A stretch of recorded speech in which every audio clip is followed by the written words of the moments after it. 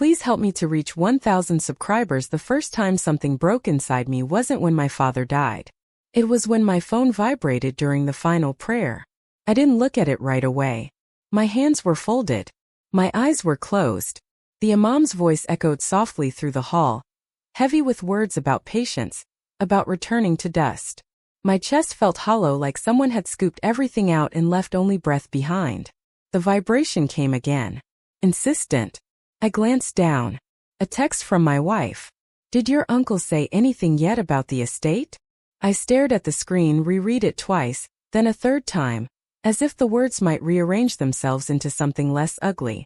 The funeral wasn't even over. My father's body was still warm somewhere behind the closed doors, and she was asking about money. Not just money, that money. The $600 million my father's business empire was rumored to be worth. I locked the phone and slipped it back into my pocket, my throat tightening. Grief does strange things, I told myself. Stress. Fear. She didn't mean it the way it sounded. I wanted to believe that. We'd been married 11 years. Long enough to know each other's breathing patterns in the dark. Long enough to finish each other's sentences. Or so I thought. After the burial, people surrounded me. Condolences, handshakes, murmured prayers. My wife, Lena, stood slightly behind me, her hand resting on my arm like a prop. She didn't cry much. Just dabbed at her eyes, careful, controlled. In the car, the silence stretched. I didn't mean to upset you earlier, she said finally, staring straight ahead. I was just worried. Everything's uncertain now. I nodded, eyes on the road. We just buried my father. I know, she replied quickly. I know. I'm sorry. But her apology didn't land. It hovered empty. That night, after the house filled with relatives and then slowly emptied again, I lay awake listening to Lena scroll on her phone. The light flashed across the ceiling, on, off, on again. Who are you texting? I asked softly. No one, she said too fast. Just checking messages. I turned my face to the wall. Grief is exhausting. I let it go. Over the next few weeks, the questions came back. Always indirect. Always wrapped in concern. So, have the lawyers contacted you yet? Your cousin seems very involved all of a sudden.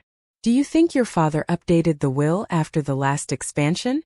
She started taking calls in the other room, lowering her voice.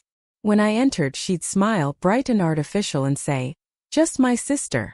One afternoon while she was showering, her phone buzzed on the kitchen counter. I didn't mean to look. I really didn't. But my name wasn't on the screen. Unknown contact. Once the inheritance is settled, you won't have to pretend anymore. My stomach dropped. I unlocked the phone. My hands were shaking so badly I almost dropped it. The messages weren't explicit.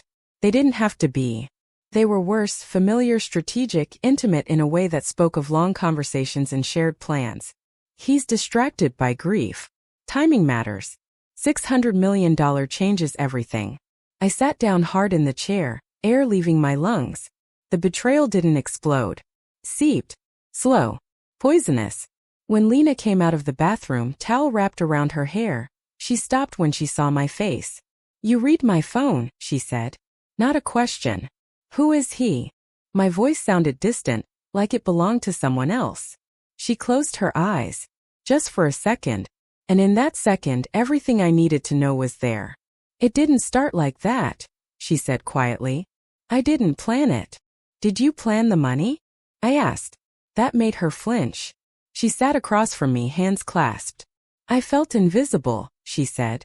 Your life was always about your father, his business, his shadow. I wanted security. Something that was ours. So you found someone else, I said. And waited for my father to die. Tears finally came then. Real ones. That's not fair. I laughed. A short broken sound. Nothing about this is fair. The days after were worse than the discovery. Every memory rewound itself with new meaning. Her encouragement to visit my father less. Her sudden interest in legal terms she'd never cared about before. The way she'd squeeze my hand at family dinners, smiling at people she was already calculating against. I confronted her again a week later, calmer this time. Too calm. I'm not fighting you, I said. I just need the truth. She admitted the affair. Said it made her feel chosen. said she didn't know how to stop once it started. She said the money wasn't the reason, but it had become part of it. I loved you, she said.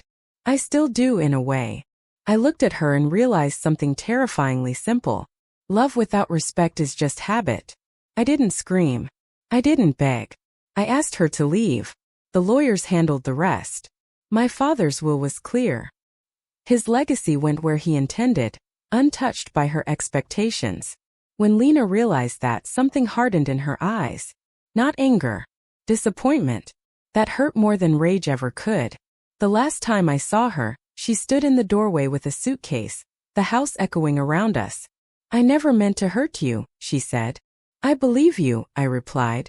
But you did anyway. After she left, I sat alone in the quiet and finally cried. Not just for my father, but for the marriage I thought I had. For the future that turned out to be conditional. Grief doesn't disappear. Changes shape. So does strength. I still think about that text sometimes. The timing of it. The coldness. It taught me something my father never said out loud. Some people don't wait for the funeral to end before they start counting what's left behind. And some losses, painful as they are the beginning of finally seeing clearly.